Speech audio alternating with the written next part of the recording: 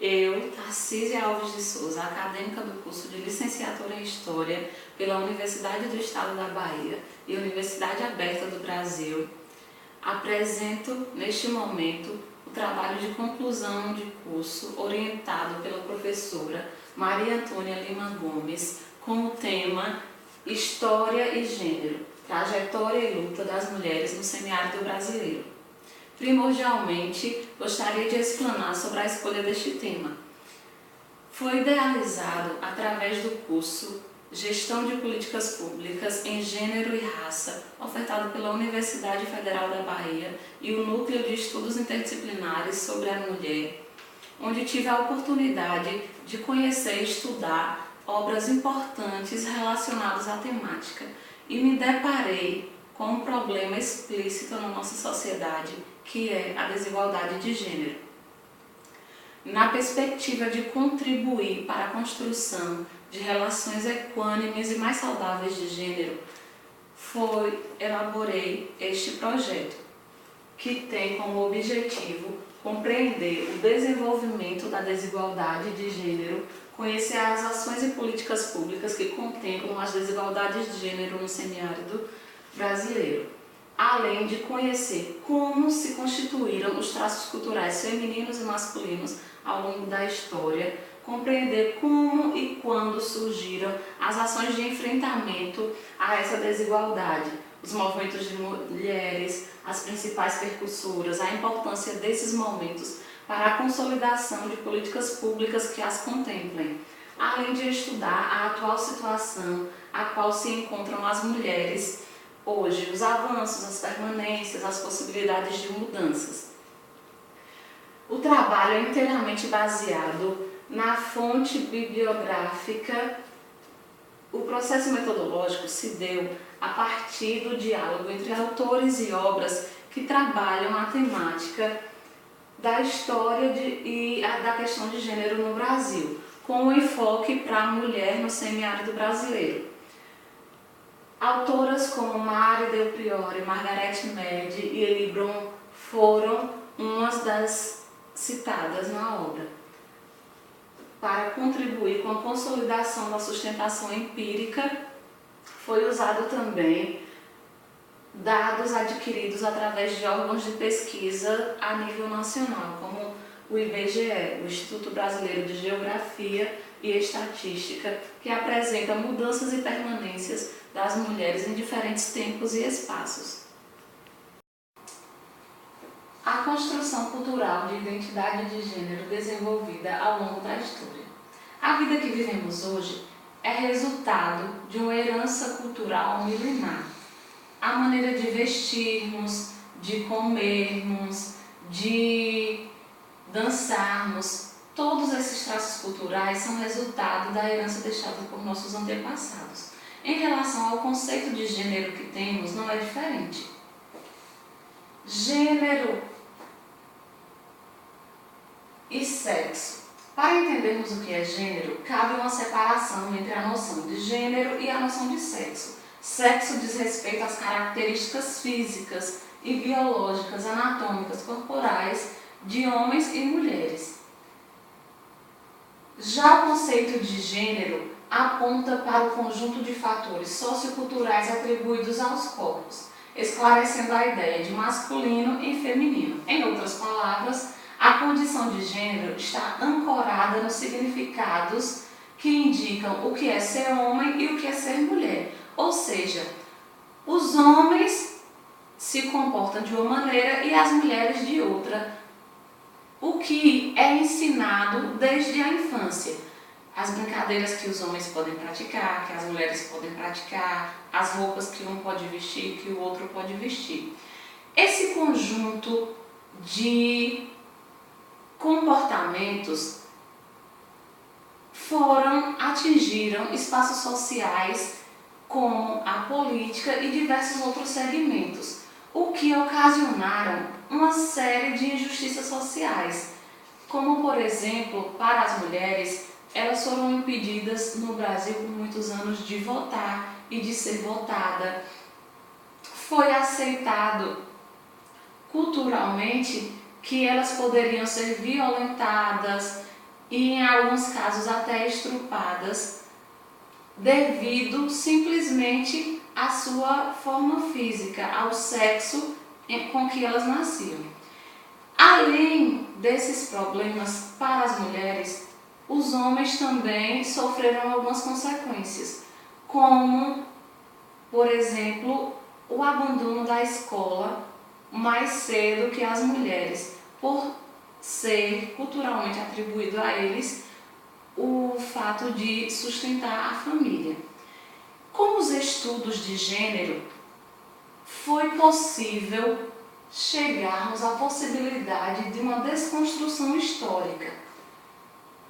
Foi trazido à sociedade a oportunidade de desmistificar e desconstruir um discurso histórico, social, tendencioso a imperar superioridade e inferioridade entre os sexos e construir uma nova realidade social, onde se façam presentes relações de gênero saudáveis e justas para ambos os sexos. Os estudos de gênero evidenciam a possibilidade de reverter injustiças e construir um horizonte equânime nas relações entre homens e mulheres. Um desses caminhos é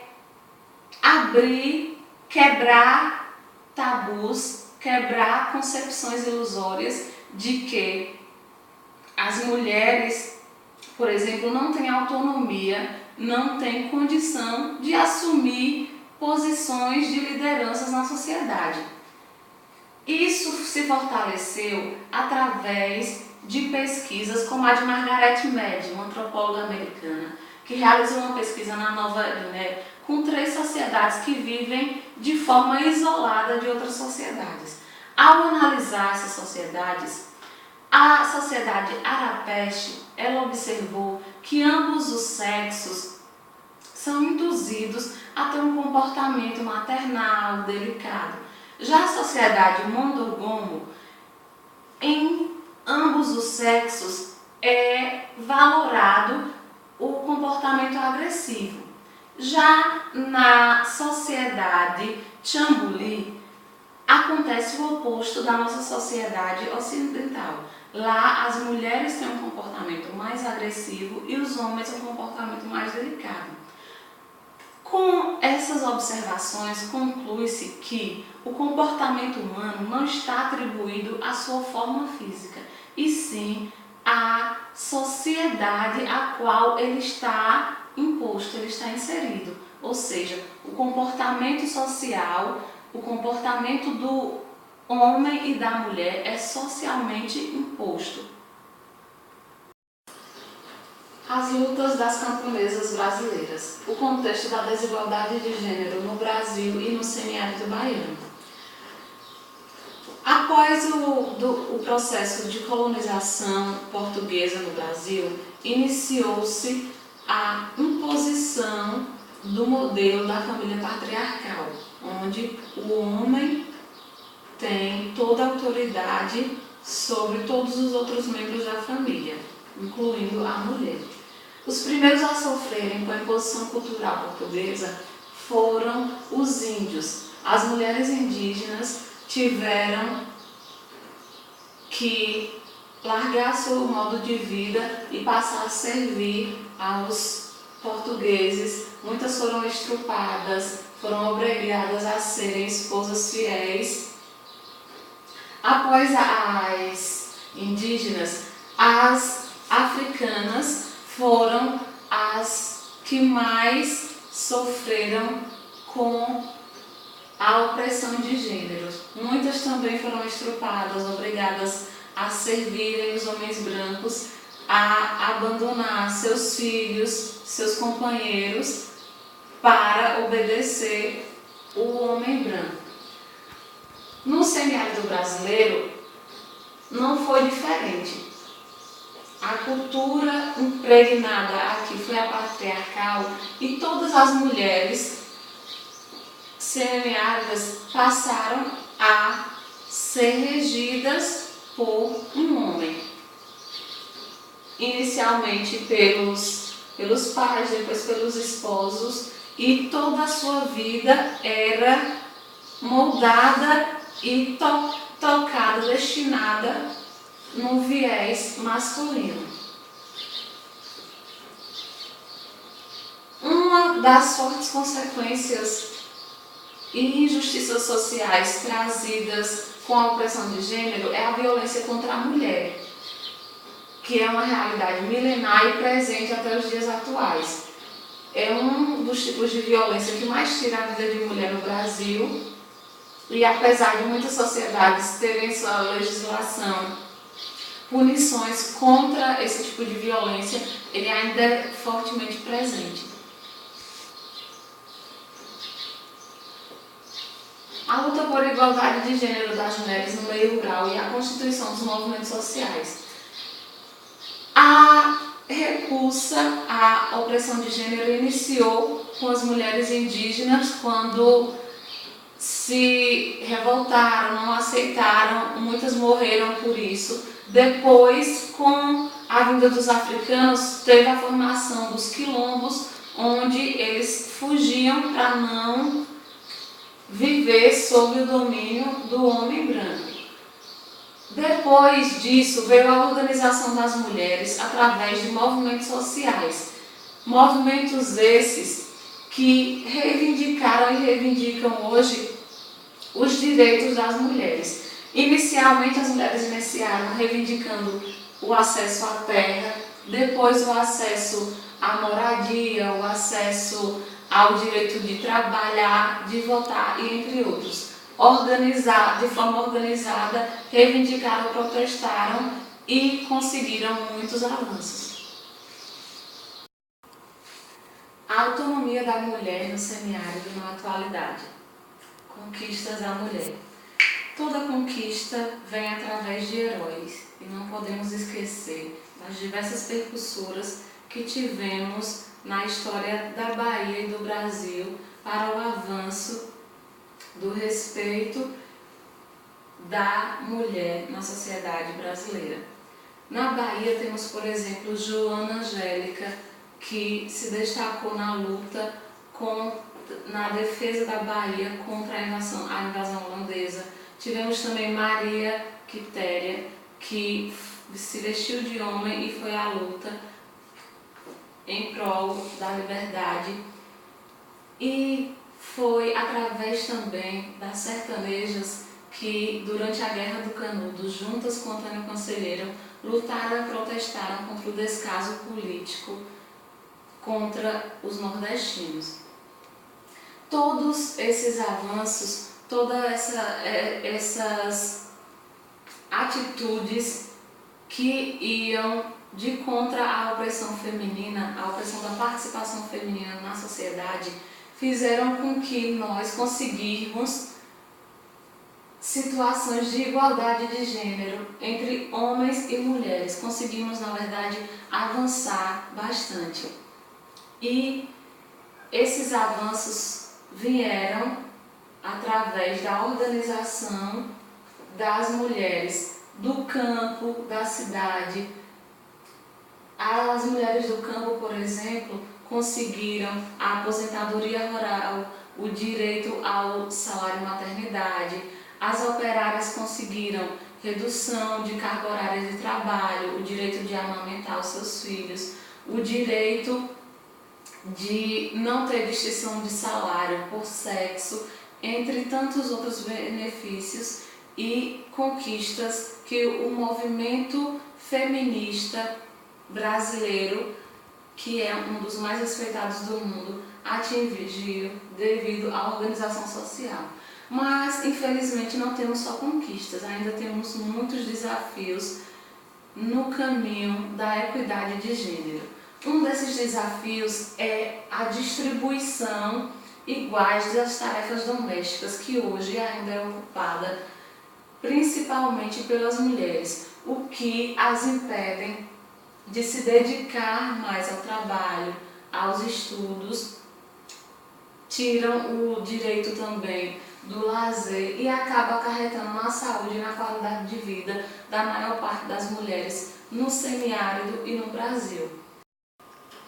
A igualdade de gênero também ainda é fragilizada no Brasil devido à baixa participação política da mulher. Hoje a mulher tem o direito de ser votada, mas infelizmente poucas se candidatam e poucas são eleitas. É uma dificuldade que deve ser superada para conseguirmos mais políticas públicas que venham a trazer equidade de gênero para a sociedade semiárida e brasileira. Uma outra dificuldade milenar e muito grande é a violência doméstica. Hoje a violência doméstica continua ainda tirando a vida de muitas mulheres, continuam atormentando e trazendo diversos problemas sociais para o Brasil. É também uma dificuldade que deve ser superada. Considerações finais. A partir dos dados resultados da pesquisa, chegou-se às devidas considerações que a relação da mulher com a liberdade de pensar, de agir, de se expressar nunca foi fácil. Ao longo da história, a mulher teve que provar às sociedades que era capaz de agir livremente, de atuar participativamente da sociedade a qual habita. Na região semiárida, aconteceram diversas mudanças significativas na construção da cidadania e do combate à opressão, à desigualdade de gênero. Dentre os crescentes espaços ocupados hoje pelo presente debate participativo de políticas públicas de convivência com o semiárido, a participação da mulher nos processos e decisões políticas é uma das prioridades. Um outro destaque para a mulher do semiárido foi a facilitação do acesso à água, o que era uma das grandes dificuldades nas relações do semiárido anteriormente. Isso aconteceu devido à articulação das mulheres, primeiramente com os grupos comunitários das igrejas, iam levantando as reivindicações e conseguindo avançar social e politicamente dentro de comunidades e de espaços políticos. Muito foi conquistado durante a história, porém existe muito a ser conquistado ainda.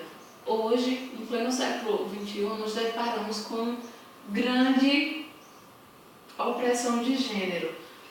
Um resultado recentemente claro a respeito disso foi uma pesquisa realizada pelo Instituto de Pesquisa Econômica Aplicada do governo federal, que mostrou que uma boa parte dos brasileiros acreditam que as mulheres que usam roupas curtas merecem ser estrupadas, o que mostra que o sexo da pessoa ainda acarreta diversos empecilhos durante a vida ativa do homem e da mulher na sociedade atualmente.